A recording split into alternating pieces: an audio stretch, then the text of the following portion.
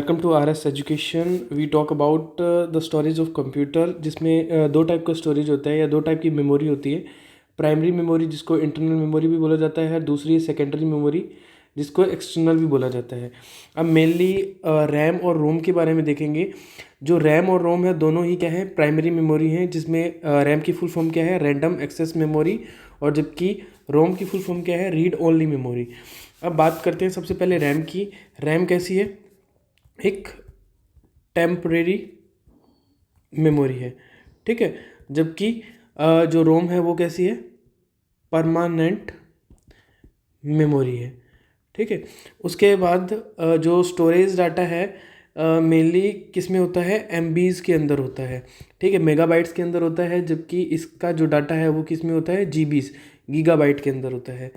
फिर ये वॉलेटाइल होती है, रैम वॉलेटाइल होती है, जबकि जो रोम है वो कैसी होती है, नॉन वॉलेटाइल होती है, ठीक है।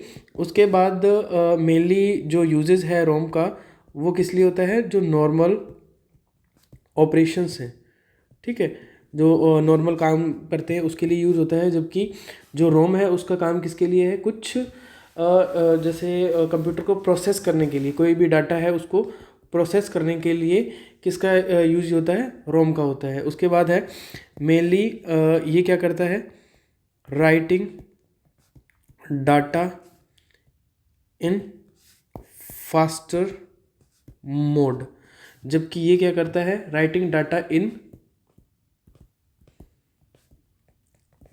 इन स्लोवर मोड, ठीक है। ये था आपका रैम और रोम के बारे में। If you want another video about secondary memory then comment. Thank you for watching.